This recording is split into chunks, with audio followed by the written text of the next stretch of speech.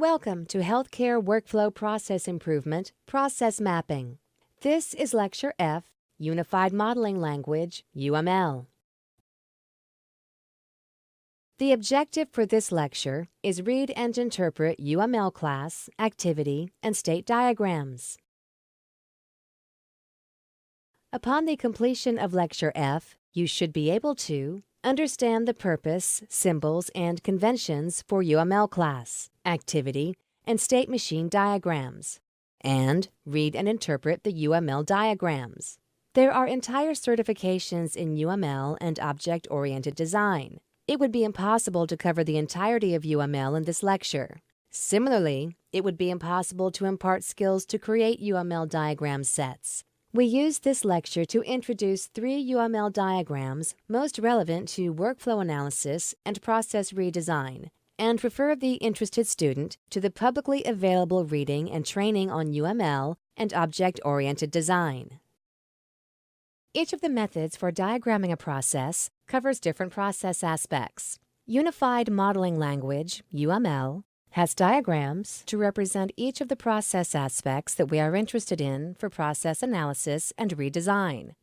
These include use case diagrams that represent the context in which the system operates, process and data flow steps, information content, any information transformations that occur or should occur, the order or sequence of the steps involved in the process, including flow control and state, and the roles of the persons completing the steps in the process. There are 13 different types of UML diagrams. We will cover 3 of them here. Unified Modeling Language is a standard developed and maintained by the Object Management Group, OMG. The first UML standard, UML1, was released in 1997. Watson, 2010.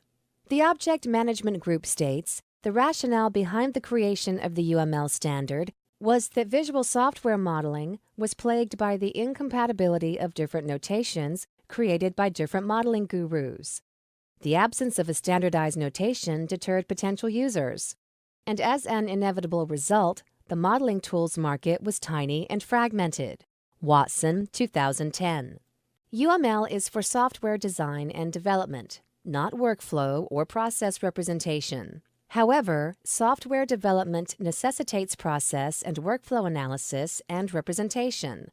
Thus, because they represent the same information, UML diagrams are sometimes used on workflow process improvement. Further, UML adapts and incorporates notations that existed in the early 1990s. For example, ISO 5807 flowcharts, Jordan, Gaines-Sarson, entity relationship diagrams. UML notation was developed to support visual modeling in the development of software, and later to support using the models to automate software development. UML provides different diagram types that represent aspects of computer software and system context. For example, functionality, data content, and data movement, not physical process steps. Many IT professionals are trained in UML. Thus, workflow analysts may encounter UML diagrams in practice. We present in this module how to read UML diagrams rather than detailed training on how to create UML models. The 13 UML diagrams fall into 3 categories. Structure diagrams, of which there are 6 types, represent static aspects of system structure. One structure diagram, the UML class diagram, is covered here. Behavior diagrams, of which there are 3 types, represent dynamic aspects of systems. Of these, 2 diagrams, the UML activity diagram and the UML state machine diagram, are covered here. Interaction diagrams, of which there are 4 types, represent detailed behavior. Interaction diagrams are not covered here. A class diagram is a model of the information stored in a system and, in many ways, is analogous to the ER diagram covered in a previous lecture. A class diagram shows static information content. For example, data that are collected or used in patient care. Data collected and used in the diagnosis of tuberculosis are shown on the diagram in the slide. Class diagrams show the data in boxes and the relationships between the data, called associations.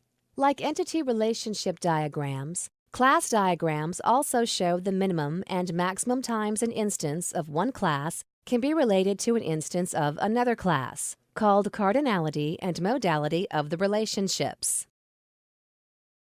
A class, shown by a box, represents the information collected, generated by, or used in a process.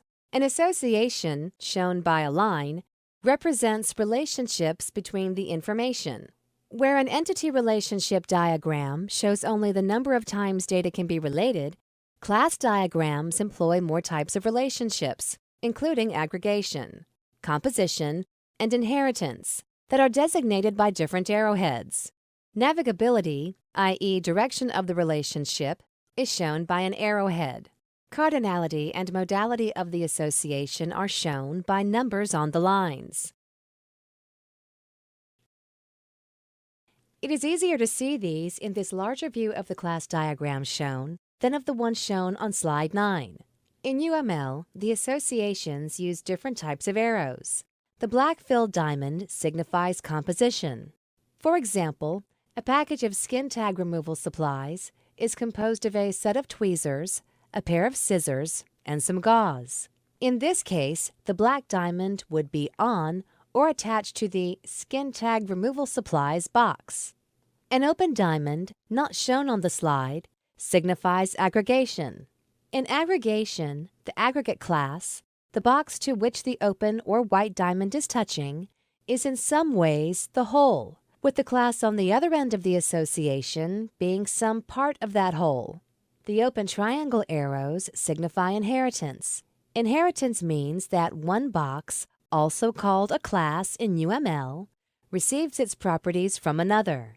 For example, boxes for patient and pediatric patient may have an inheritance association because all of the information that applies to a patient would also apply to a pediatric patient. In this case, the open arrow would be attached to the patient class. A dependency, not shown on the diagram, signifies a relationship that is less direct or not directly dependent. Dependencies are shown with dotted lines. Similar to a flowchart, an activity diagram shows movement of either tasks, steps, or movement of information. In UML parlance, this is called the dynamic aspect of a process, or simply behavior, as opposed to class diagrams that show the static aspects. Although activity diagrams have a significant number of features in common with flowcharts, the symbol set is smaller.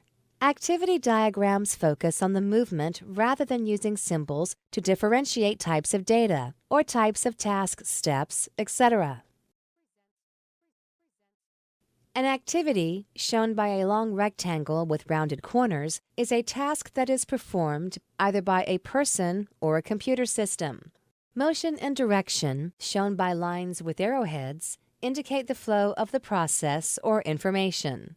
Branch points in a process, shown by either a diamond or a heavy horizontal line, indicate when more than one option or path exists, by which the process can proceed or the information can flow.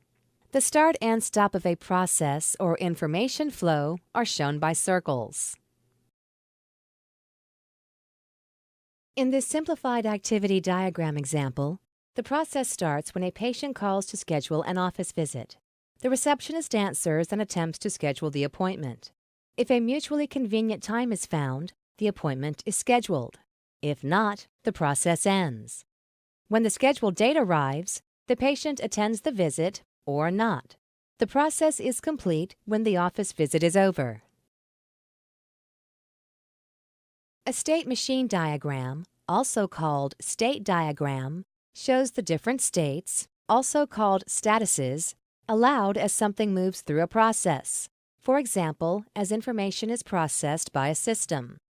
For example, a prescription may have any of the following statuses: requested by patient, authorized by provider, sent to pharmacy, filled, or not filled.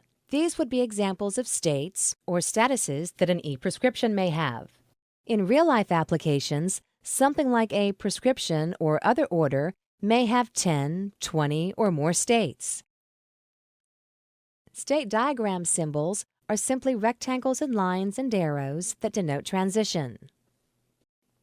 This simplified state diagram example corresponds to the previous activity diagram example. The process starts when a patient calls to schedule an office visit.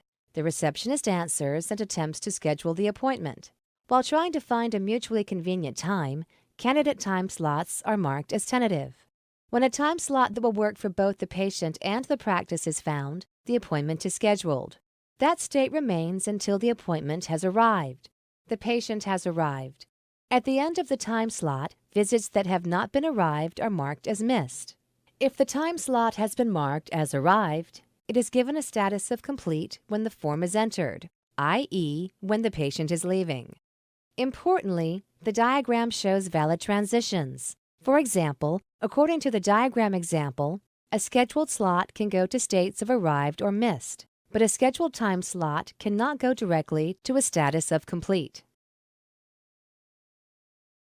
UML is an international standard and is maintained by the OMG. The standard is freely available from the OMG website. In this lecture, we provided a brief overview of Unified Modeling Language, UML class, activity, and state machine diagrams. We covered the purpose, symbols, and salient conventions for each of the diagrams. This is the final lecture of 6 in the Process Mapping Unit. You should now be able to understand the purpose, symbols, and conventions for UML class, activity, and state machine diagrams, and read and interpret the UML diagrams.